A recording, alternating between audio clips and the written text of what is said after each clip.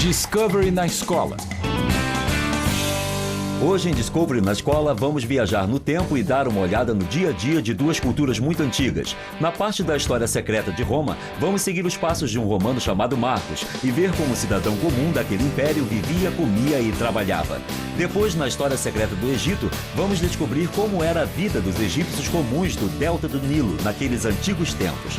Preste muita atenção nas perguntas, atividades sugeridas e os recursos de consulta que vamos mostrar ao fim de cada segmento. Pense no seguinte antes de assistir à História Secreta de Roma.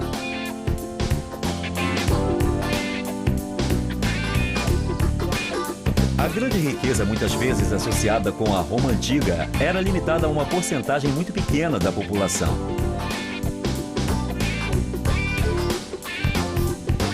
Enquanto você assiste ao programa, atente para como a vida dos romanos ricos era diferente da vida dos trabalhadores da época.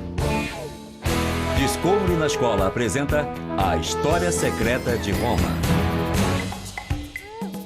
Discovery na escola. A maioria dos cidadãos romanos não vivia em mansões com paredes revestidas de mármore, pisos de mosaicos e aquecimento central. O que ocorre é que só as casas dos ricos resistiram ao tempo. A maneira como os romanos comuns viviam nunca foi registrada na sua maior parte. As histórias deles formam a história secreta de Roma.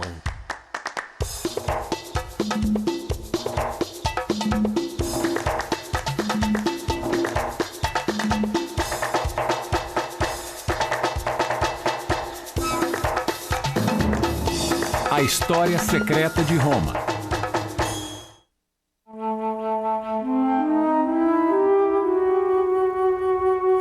Deixem que eu apresente a um cidadão romano comum. Nós não sabemos seu nome, é claro, mas eu espero que ele não se importe se eu chamar de Marcos, por exemplo.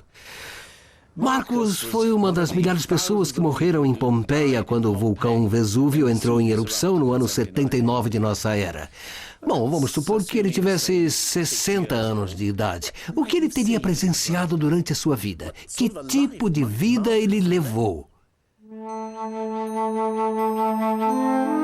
Na época de Marcos, Pompeia era uma cidade com cerca de 20 mil habitantes. Vamos supor que Marcos não fizesse parte da elite dominante, que ele fosse um homem comum que trabalhava para viver. Mas vamos dizer que ele fosse um sapateiro que fabricava sandálias para os romanos comuns que passavam pela rua, tão comuns quanto ele. Em que tipo de cidade ele estaria vivendo? Eu sempre imaginei que a vida em Pompeia deveria ser muito boa. Imagine viver naqueles casarões com jardins sombreados e colunas elegantes, jantar naquelas salas cujas paredes eram todas pintadas com afrescos. Mas será que a vida era assim para a maioria dos romanos, hein? É quase impossível imaginar como era a vida dos pobres. Para encontrar um padrão de vida semelhante, você tem de procurar entre as camadas mais pobres da população dos países do terceiro mundo. As diferenças entre os mais ricos e os mais pobres são fantásticas. Os pobres não têm carro, geladeira nem telefone. É uma miséria pré-industrial. Os achados arqueológicos mostram que durante certo período a diferença entre as classes não era tão grande assim. Antes de Pompeia ser dominada por Roma, suas casas aparentemente tinham todas mais ou menos o mesmo tamanho, com muitos jardins e espaços abertos.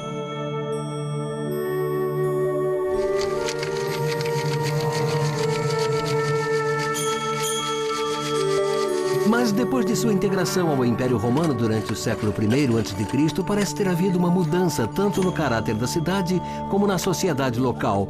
Hoje, um projeto anglo-americano de pesquisa em realização em Pompeia está procurando por provas dessa mudança. O diretor do projeto, Rick Jones, da Universidade de Bradford, acredita que a romanização provocou um distanciamento entre as condições de vida dos ricos e dos pobres. Depois que os romanos tomaram a cidade, o que antes eram 3 casas foi transformado numa enorme mansão. Isto aqui foi derrubado e ali dentro também. Será que isso indica que antes do domínio romano a sociedade de Pompeia era mais igualitária? Bom, isso é o que parece. É difícil saber quantas pessoas viviam na casa maior. Poderia ser uma família grande com um bom número de empregados, mas é evidente que antes disso moravam 3 famílias aqui. Marcos teria crescido numa sociedade que se tornava cada vez mais polarizada. Ele teria visto algumas famílias ficando cada vez mais ricas, enquanto as mais pobres perdiam a sua independência. Os ricos compravam as propriedades dos pequenos produtores que eram atraídos para as cidades.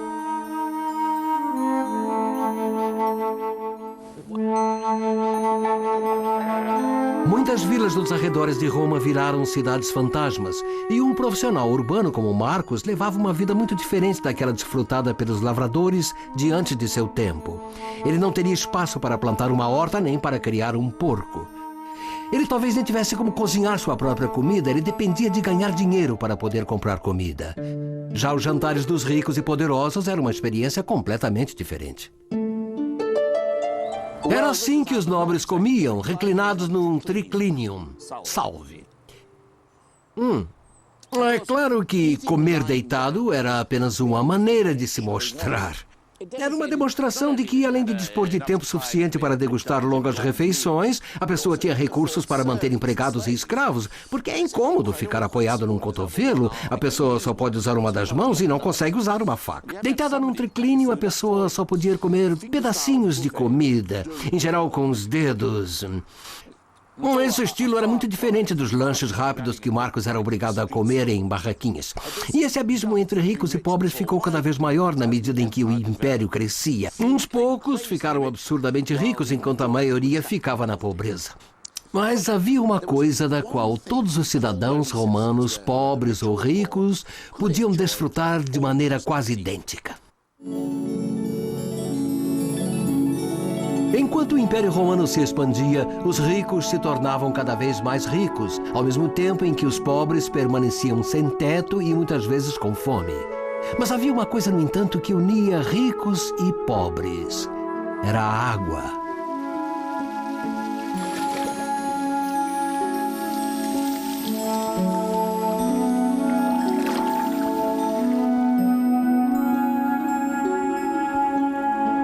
Os romanos eram loucos por água. Eles construíram enormes aquedutos de pedra para levá-la até o centro de suas cidades, gastando fortunas com isso.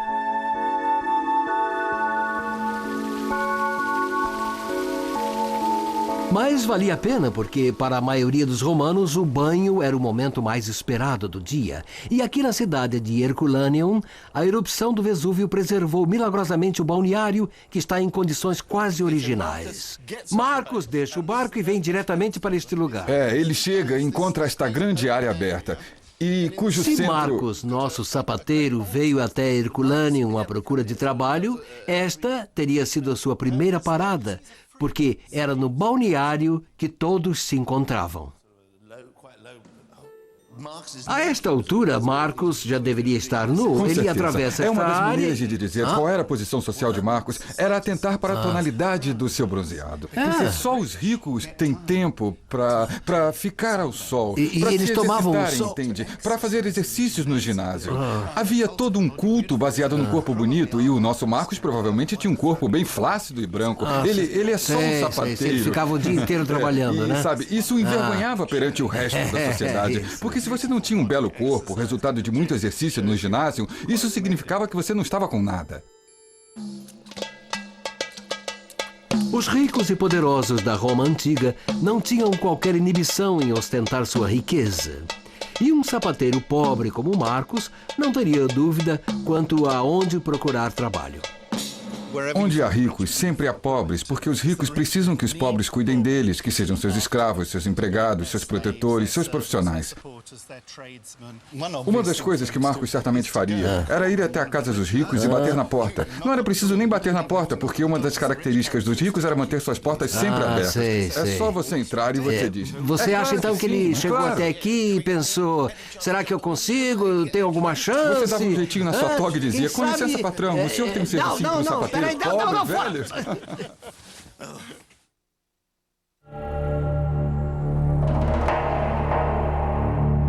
Os estudiosos modernos analisaram os ossos e descobriram que osso após osso, de esqueleto após esqueleto, mostra sinais de séria deficiência alimentar. Os pobres que viviam nas cidades do Império Romano eram realmente muito pobres.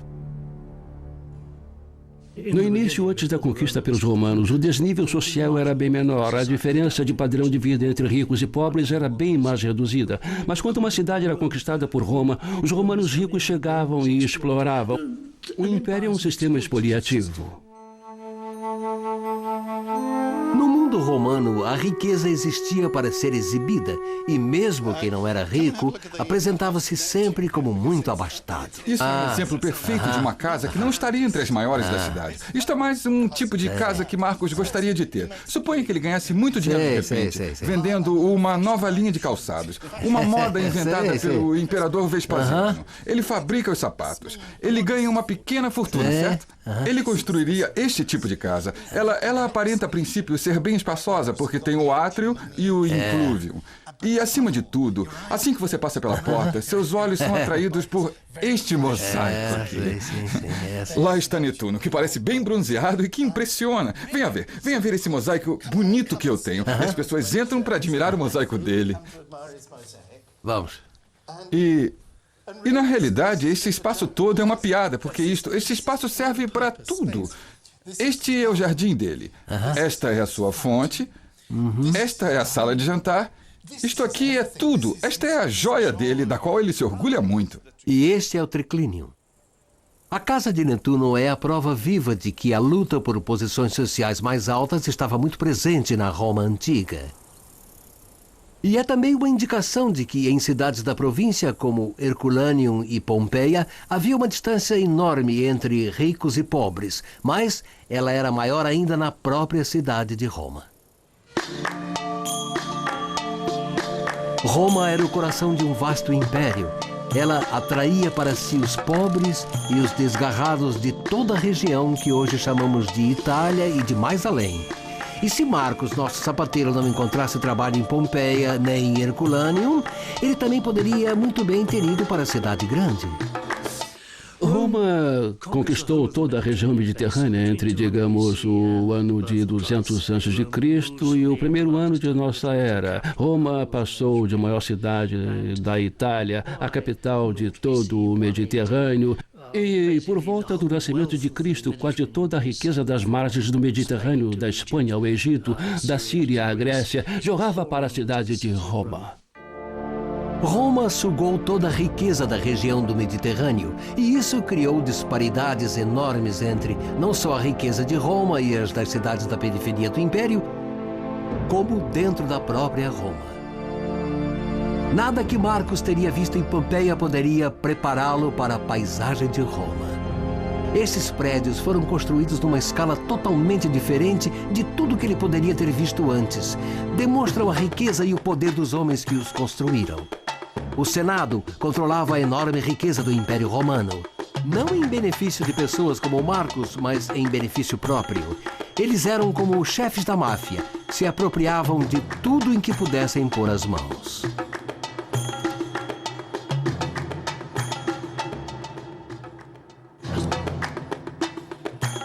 A Roma com a qual Marcos se familiarizaria ainda está escondida nessas ruelas estreitas.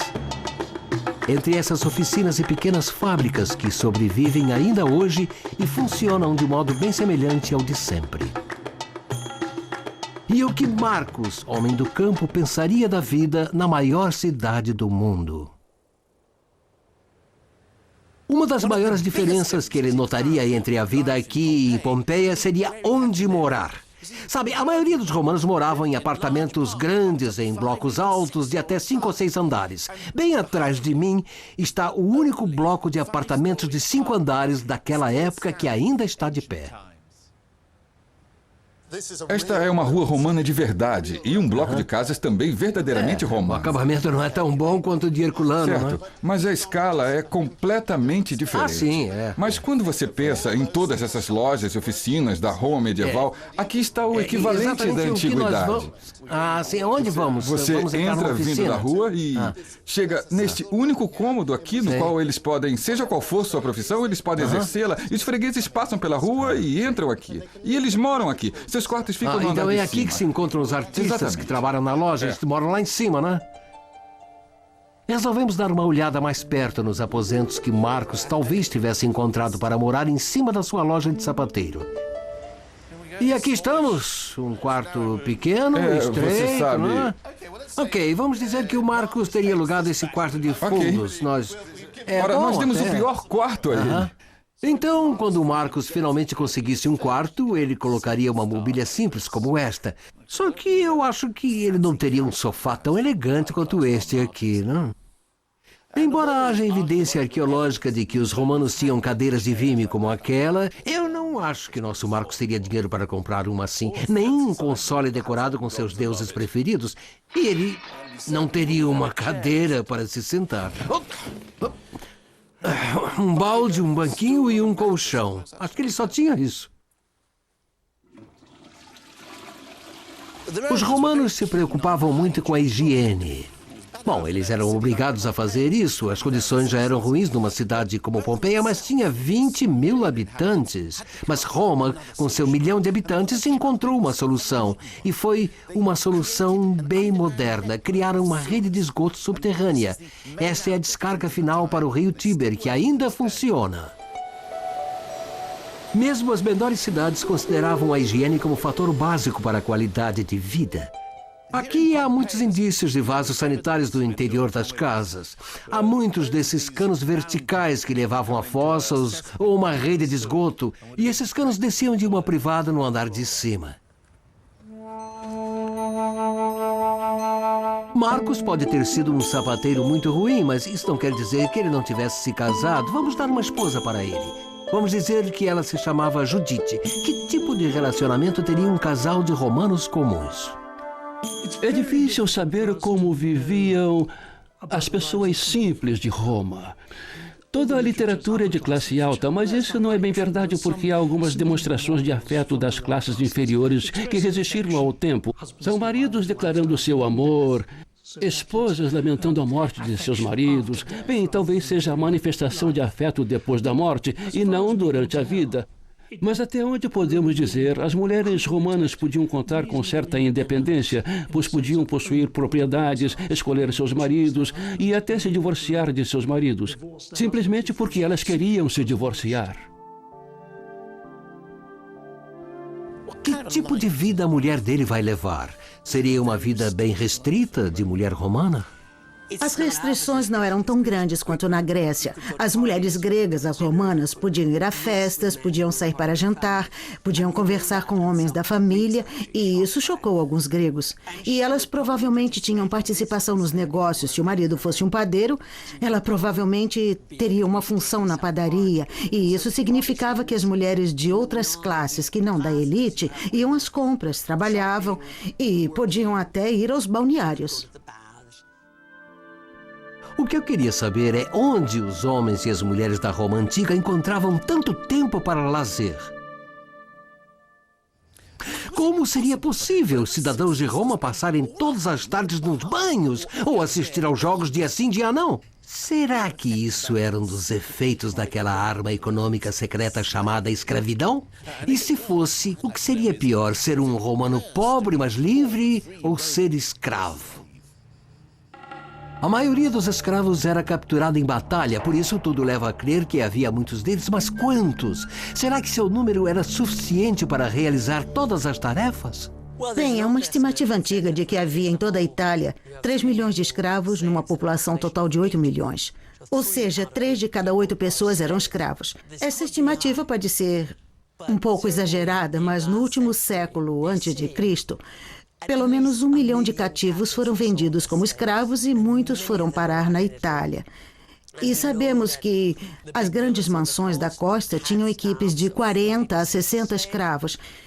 Eles tinham que ser embarcados e vendidos em mercados na Itália e eram comprados pelos grandes fazendeiros. E isso sem contar com as pessoas mais educadas, os gregos e os escravos domésticos, os tutores e as moças que dançavam.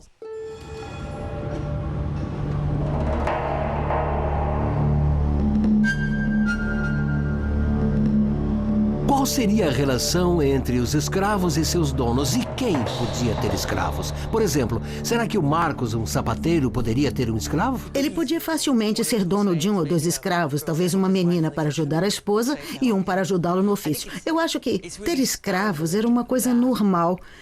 para o que chamamos de classe média, mas os artesãos também tinham escravos que moravam nas casas com eles. Eram punidos barbaramente por desvio de conduta, podiam ser executados sem julgamento. Eram apenas coisas que se possuía. Podiam ser marcados a fogo e puxados por coleiras. Um certo escravo portava um cartão de identidade que dizia: eu fugi. Se você me prender e me levar ao meu dono, mestre Zininos, você receberá uma recompensa. Era assim como os dizeres na traseira dos caminhões de hoje: como estou dirigindo? A escravidão era um grande negócio, um enorme negócio. Roma tinha muitos milionários e Tácitus menciona um prefeito da cidade que tinha 400 escravos na sua mansão.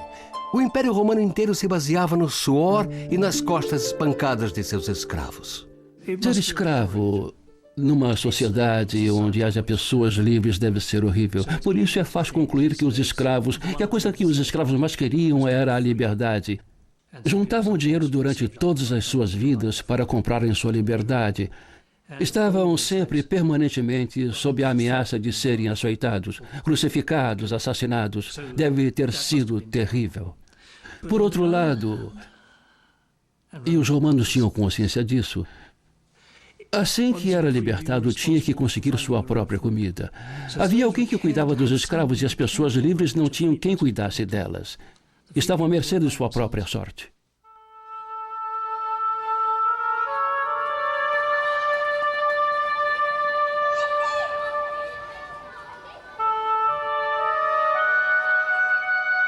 Não havia proteção do Estado na Roma antiga e os deformados ou defeituosos eram, na maioria das vezes, mortos ao nascer.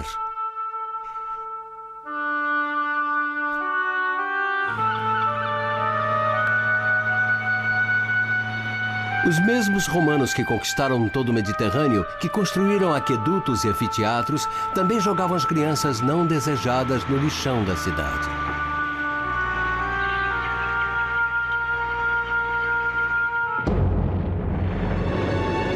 Seja qual fosse a condição de vida dos romanos comuns, os que moravam perto da Baía de Nápoles no ano de 79 d.C. tiveram suas vidas interrompidas subitamente.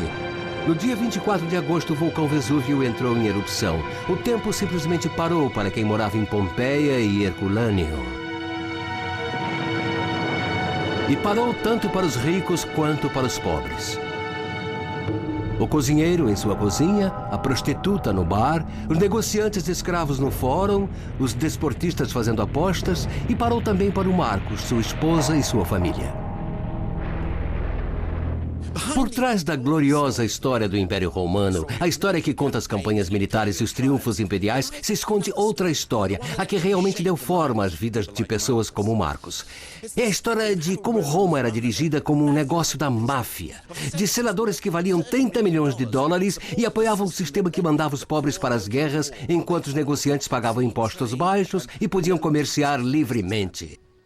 É a história de uma sociedade na qual as famílias nobres ostentavam sua riqueza, enquanto a maioria das pessoas resvalava para a pobreza. Uma sociedade baseada na desigualdade, no fantástico luxo que estava ao alcance de poucos, apenas porque a grande maioria da população não tinha o direito a nada ou podia ser tapeada com a promessa de pão e circo. Uma sociedade que não necessitava de orfanatos, nem de preservativos, porque as crianças não desejadas podiam simplesmente ser jogadas no lixo ou transformadas em escravos. É a história de milhões de pessoas como Marcos, pessoas que eram a base do Império Romano, mas cujas histórias nunca foram contadas.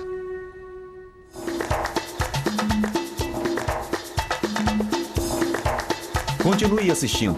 Vamos apresentar a seguir em Discovery na Escola os assuntos para discussão, as atividades e os recursos de consulta para a história secreta de Roma.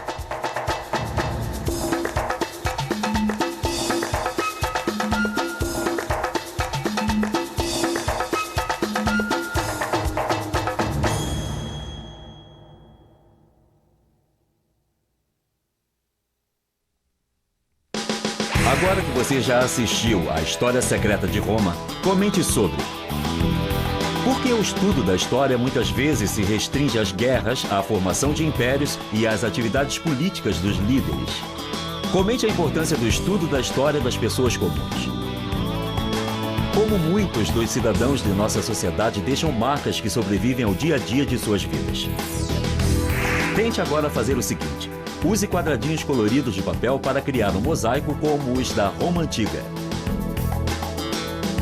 Descreva uma cena da vida diária de Marcos e de sua mulher. Para você aprender mais, Discovery na Escola sugere que você visite o site da internet que aparece na tela, sobre a história ilustrada do Império Romano. Peça a sua bibliotecária para ajudá-lo a explorar os vários recursos de consulta disponíveis em sua biblioteca.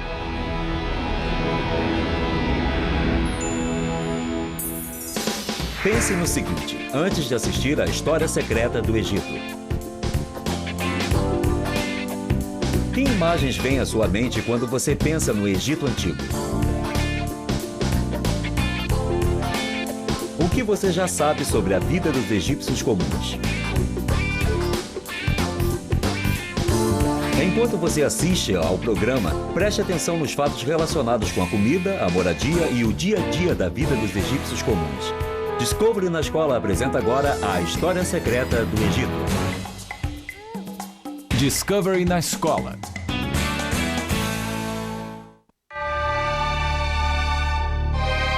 Egito, terra dos faraós, das pirâmides e das gigantescas e misteriosas estátuas, dos enormes templos que ainda não foram suplantados por nada que os homens tenham construído depois.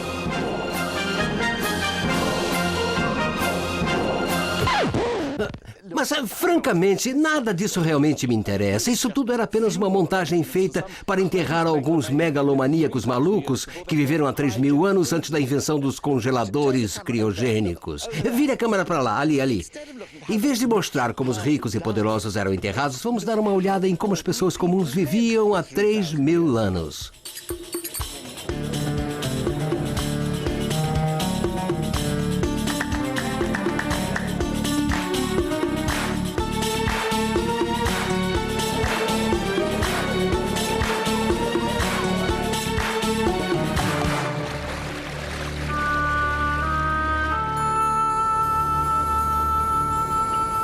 Eu tenho a impressão de que muita coisa que ocorre no Egito de hoje não é muito diferente do que faziam os egípcios antigos que viveram por aqui há 3 ou 4 mil anos. Bom, esta é a minha primeira visita ao Egito, mas eu tive a sorte de conseguir uma guia turística que é uma egiptóloga um tanto diferente, a doutora Joanne Fletcher. E ela me disse que uma das semelhanças entre os egípcios de hoje e os dos tempos dos faraós é o espírito de cooperação. Onde quer que você vá no Egito moderno, seja em comunidades rurais como essa aqui ou em ambientes urbanos, você nota um forte espírito de trabalho em equipe. E se alguma coisa tem de ser feita, em geral, aparece um enorme grupo de pessoas para te ajudar a fazer. E essas pessoas estão fazendo isso de graça? Elas simplesmente aparecem? Os vizinhos se ajudam. Se você está construindo uma casa, seu vizinho aparece para te ajudar. E quando um vizinho está construindo uma, você vai ajudá-lo. Mas isso não funcionou no caso das pirâmides, por exemplo, né? Com certeza. As pirâmides...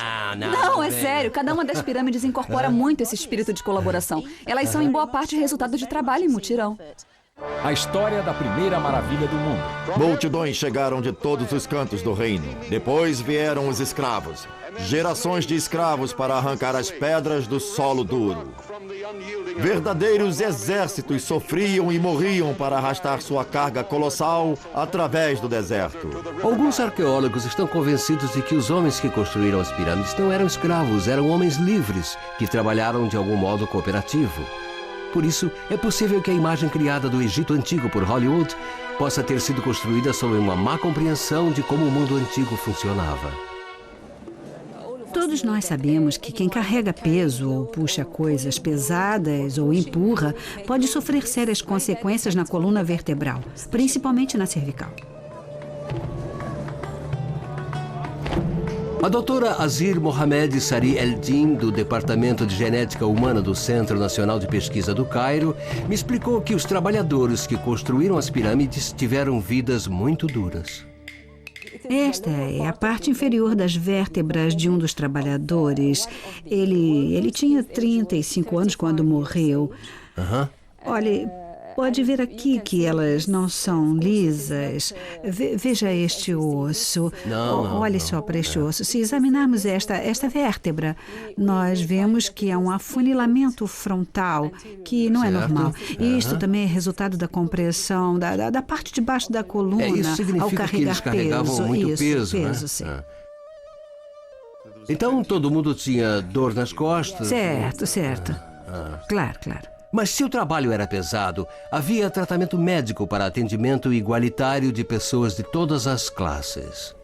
Aqui nós temos 2 ossos de um braço e é de um dos administradores mais graduados. Esta é a parte... Quer dizer que eu estou segurando o braço? Não, isto é do antebraço de algum administrador. Como seria ele? Era um homem, tinha entre 35 a 40 anos. Mas ele quebrou o braço, não é? Aqui, né? Foi. E este aqui também sofreu uma fratura, mas era de um dos trabalhadores também. E você pode ver que o alinhamento aqui parece até melhor do que neste. E isso indica que eles recebiam tratamento de mesma qualidade. Eles usavam talas para imobilizar a fratura por algum tempo até que o osso se consolidasse. Não, o trabalho as talas devem ter dado o melhor resultado, né? Mas como era a vida de um egípcio comum há 3 ou 4 mil anos? Como podemos ter uma ideia de como era o dia a dia depois de passado tanto tempo? Aqui em Luxor, a uns 800 quilômetros do Cairo, a doutora Joana está me levando para ver a tumba de um artesão chamado Senetgen. Cuidado com a cabeça, Terry. É muito baixo aqui. Tá bem. Eu queria te apresentar esse cara aqui, Terry. Esse é Senetgen, um trabalhador. Ele parece um trabalhador rural, não é? Olha, na verdade o que diz aqui é que ele é Senetgen, trabalhador, seguido por sua mulher, Nefert. Sim, claro. E eles estão se mostrando depois da morte. Isso aqui é uma cena do que ocorria após a morte, ou pelo menos era assim que eles imaginavam que fosse. Um ciclo eterno de arar, semear e colher nos campos dos abençoados. Quer dizer que esse homem foi um fazendeiro, um trabalhador rural, não é isso? Ele, na verdade, foi um artesão, um pintor um pintor muito bom que trabalhou nas tumbas reais do Vale dos Reis. Quer dizer que ele pintava caixões e coisas assim, né? E também pintava paisagens nas tumbas reais. Olha que paisagem linda. Dá pra ver a vila toda, né? E essa era a vila onde Senetgen morou? Isso, Senetgen deve ter morado por aqui. Aqui no canto direito, embaixo, bem aqui. Essa é a casa dele. Esta é a vila de Der El Medina. E estes escombros são das casas dos trabalhadores que construíram e decoraram as tumbas do Vale dos Reis. E que tipo de trabalhadores eram? Eles eram pessoas extremamente hábeis, profissionais da classe dos artesãos, pintores e escribas. Chegamos, Terry. Essa é a porta da frente da casa do Senetgen. Meu Deus. Não é fantástico? E como seria a porta? Ela seria de madeira, pintada de vermelho, e as paredes de fora da casa eram rebocadas e pintadas de branco. Era uma casa bem elegante. E será que havia um número ou alguma coisa provavelmente o nome Senetgen? dele, para que o carteiro soubesse onde entregar a correspondência. Vamos ver se ele está em casa. Alô? Tem alguém em casa? Acho que ele não está em casa. Acho que deu uma saída. Não sei onde ele foi, não. Essa aqui era a sala de visitas. Certo, esta teria sido uma antepassada daquela coisa inútil, a sala da frente que ninguém usa, né? Com certeza era a sala da frente, sempre mantida muito limpa e arrumada. Mas este cômodo parece ter sido muito mais utilizado, talvez por ser quadrado. Olha, isso aqui é o pedestal de pedra de uma coluna central que sustentava o teto da casa. Não é uma mesinha para café. Não, mas até que a ideia é boa. Isso. E aqui tem uma coisa que se vê em quase todas as casas egípcias, pelo menos as da área rural. É uma espécie de banco feito de tijolos de barro. E devia ter várias almofadas aqui em cima. Os egípcios usavam muitas almofadas feitas com penas para ficarem mais confortáveis. Certo. Ajuda a ficar confortável quando você se encosta. E aqui a família sentava, batia papo, talvez jogassem algum jogo. E será que as paredes eram decoradas? Com certeza. Já sabemos que as paredes recebiam uma cobertura de reboco. E tem casas que ainda mantêm algumas de suas cores, meio pardacentas ou vermelhas. Eles adoravam as cores vivas, parecidas com as cores que vimos antes nas tumbas. E para que serviam os outros cômodos? Bom, por aqui a gente entra numa espécie de despensa. E o buraco é uma das áreas onde eles guardavam a comida. Tem uma estrutura parecida do outro lado da parede. E você podia colocar os grandes potes de cerâmica ali dentro para manter fresco o que houvesse dentro deles. Tem pedaços de cerâmica ali muito grossa. Certo, o que havia dentro realmente ficava fresco e com certeza eles guardavam a água aqui. Sei. E esses aqui poderiam Isso seria ser... cheio no buraco, é isso? Será que... Como é que isso era conservado? Olha, provavelmente a base era de areia e os potes ficavam em cerâmica, cima né? dela, de pé. Ou talvez houvesse algum tipo de recipiente. Mas como isso era fechado, teria sei, mantido o sei, conteúdo sei. na sombra e bem fresco o tempo inteiro. Aqui era o porão, a adega. Uma espécie de refrigerador. Ah, sei. E isto levava ao andar de cima, eu acho, Eles né? subiam até a laje. Quartos de dormir?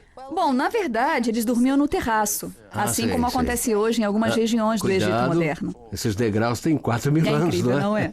E Mas ainda funcionam. O lugar onde dormiam era muito simples. As pessoas dormiam sobre bancos ou então em tapetes pelo chão. E no verão, com certeza, dormiam no terraço.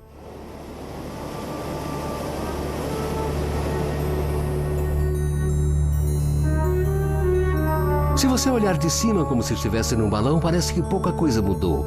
As pessoas de hoje ainda dormem nos terraços sob as estrelas, exatamente como faziam no Egito Antigo. Olha, lá está ele, o Senedjen.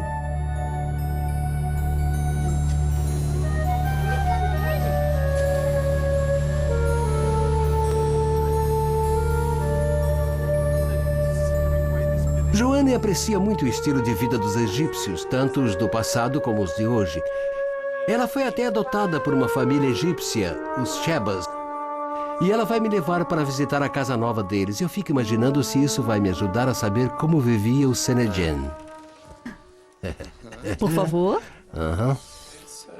Este é o melhor cômodo, aquele que ninguém Isso, usa. é a né? sala da frente, reservada para as visitas e para os hóspedes especiais. Oi, como vão? Oi, pessoal. Oi. Essa é a família, uma família maravilhosa. E quer dizer que esta mobília não difere muito da mobília que eles usavam antigamente, não é, É isso mesmo. Era muito parecida. Eram bancos baixos assim, feitos de madeira ou então de tijolos de barro e todos cobertos com almofadas. Os egípcios sempre gostaram do conforto dessas almofadas bem gordas. E elas Algumas são foram encontradas em confortáveis. tumbas de faraós. Quer dizer que você podia dormir aqui em Você cima, podia né? dormir aí em cima. É bonito, hein? Dá pra sentir o vento batendo no rosto. Tem uma coluna central, É. exatamente como aquela outra, sobre a qual se apoia o teto. E se prestar atenção na estrutura do teto, você vai ter uma boa noção de como eram os tetos daquela época em Deir el-Medina, com as folhas de palmeira colocadas num sentido e as travas de madeira no outro sentido. E a metade é coberta e a outra metade é aberta ao tempo, não é? Porque, claro, não chove nunca. Sei. E esses quartos internos também são mobiliados de forma muito simples. E esses 2 quartos de dormir dão para tapetes no chão. E alguns poucos deles têm cama, mas a maioria das famílias prefere dormir no chão mesmo, sobre esses bancos baixos. Sei.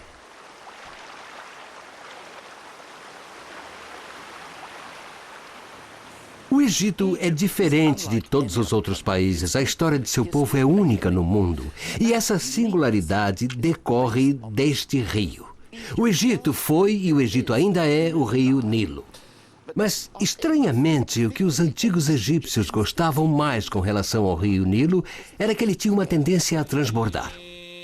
O primeiro guia de verdade do Egito foi escrito pelo grego Heródoto. Quando o Nilo inunda as terras, todo o Egito vira um mar e apenas as cidades ficam fora d'água, como ilhas.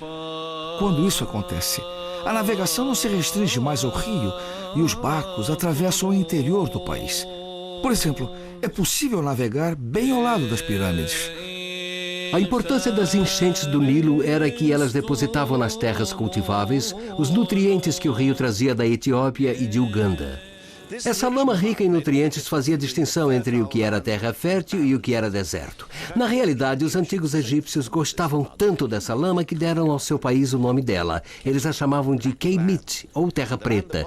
E a terra que não era coberta pelas enchentes anuais era chamada de terra vermelha, ou desert, que deu origem à palavra deserto. Essa dependência de algo que a maioria chamaria de desastre natural deu aos antigos egípcios uma sensibilidade a uma série de valores, de certa forma contrária aos nossos. E, por exemplo, a terra tinha seu valor ligado ao fato de ser ou não sujeita à inundação, se ficava sempre inundada, ou de vez em quando, ou se nunca era inundada. E o preto passou a ser a cor que simbolizava a vida, enquanto o branco era a cor da morte. É bem provável que Senedjen e sua esposa se sentiam como parte desse ciclo de fertilidade. A sobrevivência não era fácil, mas não era uma luta assim tão dura. Os próprios deuses haviam projetado o mundo para ser gentil com eles desde o início dos tempos. E se a vida é boa, se os deuses têm sido generosos, por que procurar mudanças? Senedjay trabalhou duro durante a manhã. Ele estava pintando as paredes da tumba do faraó, onde a temperatura era de 40 graus, mas agora é hora do almoço. O que será que ele comia? É claro que também no Egito Antigo, essa era a alimentação básica. Pão e cerveja. É uma refeição típica do Egito. Toda a cultura foi baseada nos 2 ingredientes que nós vemos agora sobre a mesa. É uma comida cheia de calorias. E realmente ela... Ela parece um pouco bem gordurosa, sim, né? Mas tem uma certa beleza nisso.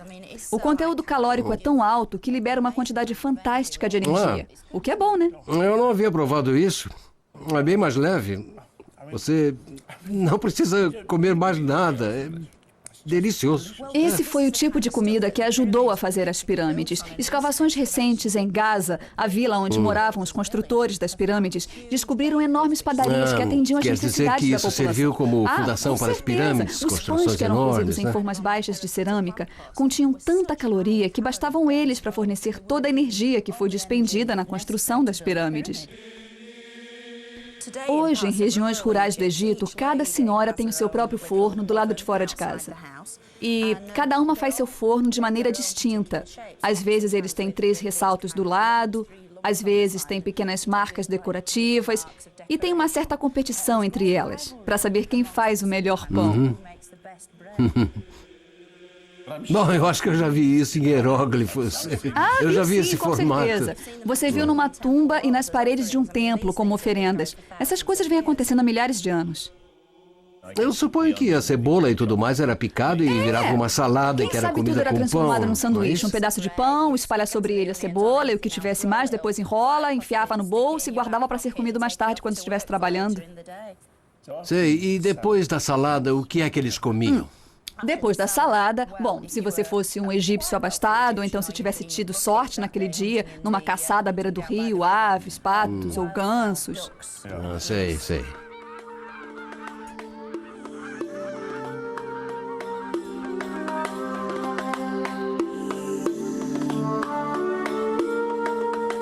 Eu adoro são patos. Fantásticos. Mas eles não comiam patos. Eles comiam pato, né? sim, como comem hoje. Eles gostam de pato crocante, bem tostado e regado com mel. A vida no Egito tem uma ligação extraordinária com o seu passado. Isso não quer dizer que não tenha havido grandes mudanças, mas houve. No ano de 391 de nossa era, o imperador romano Teodósio baniu, por decreto, todos os templos pagãos do império. Isso foi um desastre para os egípcios, porque seus templos não eram apenas locais para oração, mas também escolas, universidades, bibliotecas, centros médicos. Eles eram os tribunais, os centros da vida cívica. Seu fechamento significou o fim oficial da cultura anterior e o desaparecimento da língua escrita. Alguns séculos depois, o aparecimento de outra religião, o islamismo, decretou o fim da língua falada.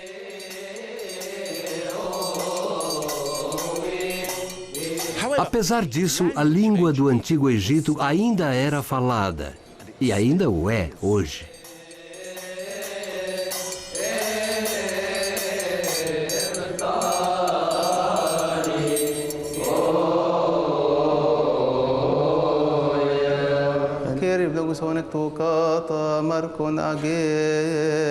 Durante 1.600 anos, apesar da repressão oficial, a igreja copta e sacerdotes como o padre Isaac Ramsey mantiveram vivo o idioma copta. O copta é uma derivação da antiga linguagem egípcia. Quer dizer que você fala a mesma língua que era falada pelos faraós? Sim.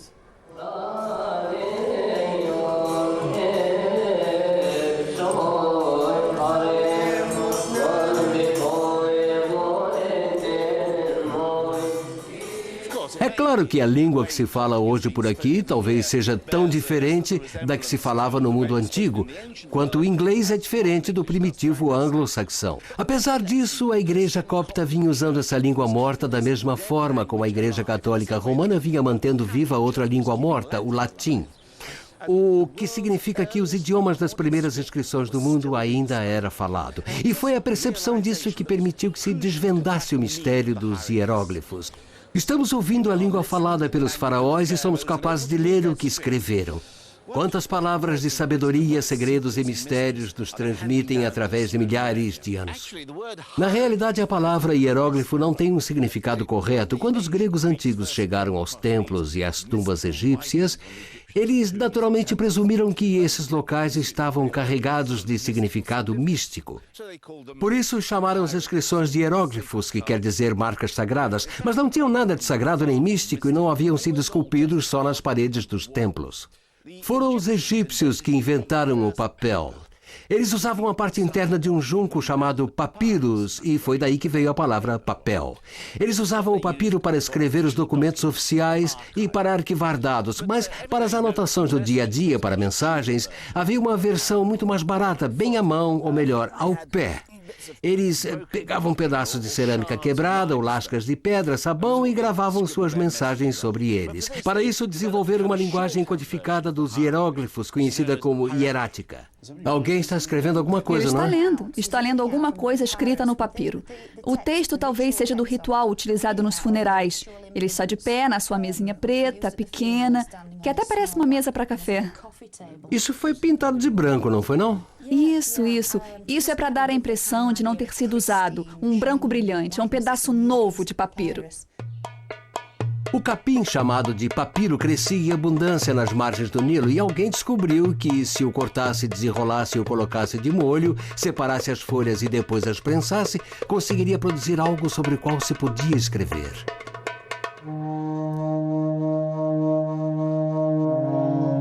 A invenção da escrita no Antigo Egito foi, é claro, uma coisa ótima para os contadores, gerentes e os escribas. Mas também tornou possível a aparição da primeira literatura do mundo. Um dos vizinhos do Senedjem juntou uma pequena biblioteca de romances, histórias místicas e até de canções de amor. Eu me surpreendi ao saber que no Antigo Egito as mulheres tinham legalmente os mesmos direitos dos homens. E o mais importante é que elas podiam se casar, se divorciar, comprar e vender propriedades e tinham direito a receber o mesmo salário que os homens, algo que o mundo moderno ainda está lutando para conseguir. No Antigo Egito, o equilíbrio entre os sexos fazia parte do equilíbrio geral da vida. Para os antigos egípcios que viviam aqui em Tebas, o mundo era pequeno, ia do Nilo até aquelas montanhas ali. Além disso, tudo era deserto, era outro mundo, a casa dos mortos. Eles não chegavam a ser obcecados pela morte. O que acontecia era que a morte estava sempre presente e tinham que conviver com ela. Eis uma mensagem favorita dos vivos para os mortos. Que você passe milhões de anos, ó amante de Tebas, com sua face virada para o vento do norte e seus olhos apreciando a felicidade. E os mortos também enviavam mensagens para os vivos. Ouçam um conselho de um egípcio da antiguidade para nós de hoje. Seja alegre durante a vida. Não trabalhe mais do que é necessário, nem reduza o seu tempo de lazer.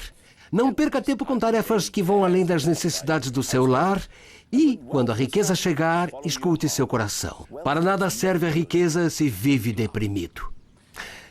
Quando eles pensavam na vida após a morte, eles a viam bem parecida com a daqui, porque, para os antigos egípcios, o céu era o Egito e o inferno era outro lugar. Eu imagino quantas pessoas que moram hoje em Los Angeles ou em Londres podem dizer o mesmo. Continue assistindo. Vamos apresentar a seguir em Discovery na Escola os assuntos para discussão, as atividades e os recursos de consulta para a história secreta do Egito.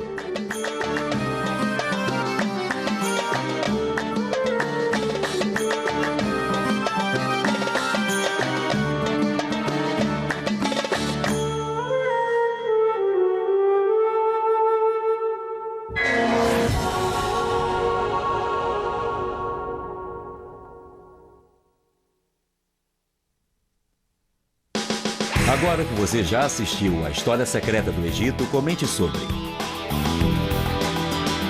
como era a vida no dia a dia para um egípcio antigo comum. Descreva o que comiam e como moravam os antigos egípcios. Quais eram as diferenças entre as condições de vida do povo em geral e as dos ricos? Agora tente fazer o seguinte.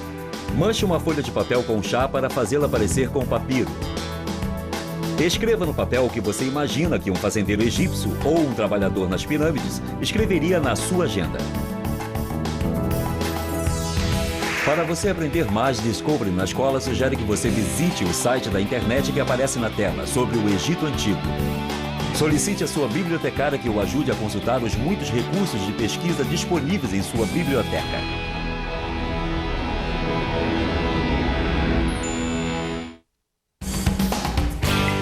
Versão brasileira Sincrovídeo.